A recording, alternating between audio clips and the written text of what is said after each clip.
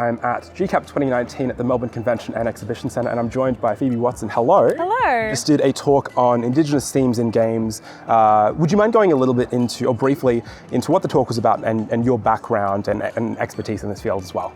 Yep, so I just did a talk about Indigenous culture in games, a little bit about the importance of it, and kind of how society can benefit from it. But I also wanted to talk a little bit about the processes that I've recently experienced as like an incredible newbie into this industry.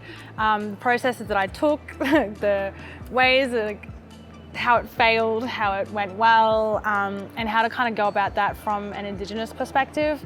For people who are really interested in putting Indigenous culture in games, and if you're not Indigenous yourself, and kind of the processes to go about to including that stuff. And a lot of that kind of came out of the work that you're doing with the studio and on a game at the moment. Can you go into a little bit of detail around that project specifically as well? Yeah, so first, before all of that, I was actually doing some mentoring for Indigenous kids.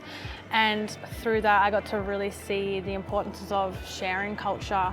And then I met Paulina at Dragon Bear Studios, and they were after someone to go out and do these consultations because they were really keen to get some Indigenous content into a video game.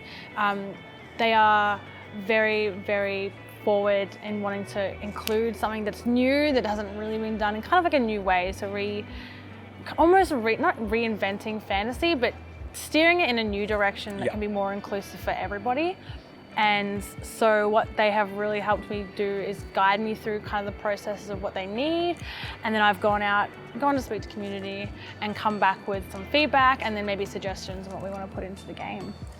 In your talk, you spoke a little bit to there being traditional stories out there, but trying to shy away from putting those stories in games, or maybe speaking to some of the dangers of putting those stories in games verbatim, and instead potentially reframing them, I guess, for games. Can you go into a little bit of detail as to why it might be less than ideal to put those stories, those traditional stories, in games verbatim? Yeah, so there's kind of two ways you can take this. I think there's still a lot of benefit from directly showcasing those stories, but that will need a lot of collaboration with Indigenous people in the processes, obviously. It's still very important, but I think there's a bit of reservation from Indigenous communities and Indigenous peoples about putting our stories out there on this platform, because there's this sort of mistrust that it won't be done justice. There's a lot of mistrust that it won't be done justice respectfully, but it's things like you see boomerangs being sold that are made in China, that it's happened before. So there's a lot of that. So hopefully by doing what we're doing at Dragon Bear Studios is kind of taking it as a core inspiration and then showcasing, okay, this really can present some real stuff, right? And then hopefully moving forward into that. You also brought up some games that have spoken to traditional stories, Never Alone and Virtual Songlines, and I've had the opportunity to speak with Brett about his work on Virtual Songlines previously. What are some of the other games out there potentially that you've seen, or projects that have done justice in trying to tell or educate more broadly about Indigenous First Nations peoples? Honestly, there's not a lot. I know there's projects out there. I know there are a lot of small projects. I don't know their names, and I haven't had the opportunity to play them. There's definitely some made by Indigenous communities for that community, and schools specifically. There are some possible projects in the future that I've heard of, which is really exciting. Cool. But as of right now, it's pretty slim pickings. Unfortunately, it is, yeah. You also said to developers, if you're wanting to tell these stories, and you spoke to why it's important to tell these stories, that you reach out to community, but you spoke to your difficulty in trying to reach out to community and gaining their trust and getting the sort of knowledge that you need to be able to go back to Dragon Bear and do that work there. Yeah. What sort of resources are available for developers that are looking to potentially implement some of those ideas in their games, but if they don't have a connection to community like yourself, how might they go about finding information to sort of get started? Yeah, it's a really difficult process. I really wanted to inspire it's a bit of an opposing thing to talk about in my talk, but I really wanted to inspire people to do it, but also be very realistic. Like it's difficult. Yeah. You need to be super passionate about this. There are definitely organisations out there. What you can do is that communities for each land group, they have their own kind of organisations and orgs that you could reach out to.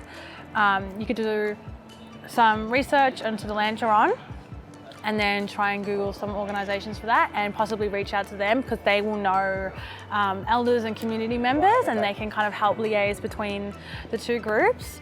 I think that's the best, because I'm not entirely sure. I know there are groups out there, but I don't know the names of their groups. A lot of the specifics. Specifics for games, particularly. You ask developers to, instead of making these or highlighting these stories, or making sure that players pay attention to them, instead of doing it for financial gain, to do it to try and preserve these stories and not be so much about, we just need to chase profits and all the rest of it. The reality is that so many developers don't have the bandwidth to allocate resources to different stories, and if they're not invested in the First Nations peoples or Indigenous peoples, it might be difficult for them to allocate those resources if they aren't able to make a living off of it, basically. Do you believe that's one of the main reasons that we're not seeing more of these stories? Potentially. I think a lot of it is fear, non-Indigenous people feeling like they can't go about this. I know... From people that are outside of the community, you mean? Yeah, people who are outside the community they're aware that it would be great, because everyone's aware that representation needs to be more inclusive. But again, not knowing the processes, feeling like they can't do it because they're not Indigenous. It can be intimidating, yeah. It's very intimidating when you go up against that, because there's so much tension and issues in the past, for sure. And that's definitely a good point, is not having the resources just to give your time into. Yeah. I mean, it's very difficult. If people want to know more about your work or about the work that you're doing with Dragon Bear, where can they find out more online? Yep, so we have a website up for Chaos Tavern, so it's chaostavern.com. You can also just chuck me a follow on Twitter at Phoebe Jane W. If you have any questions, feel free to shoot me a message. But yeah, it's all on Dragon Bear and Chaos Tavern are also on Twitter, so we have a lot of updates on there as well. Awesome. Thank you so much for your time, Phoebe. All right, thank you.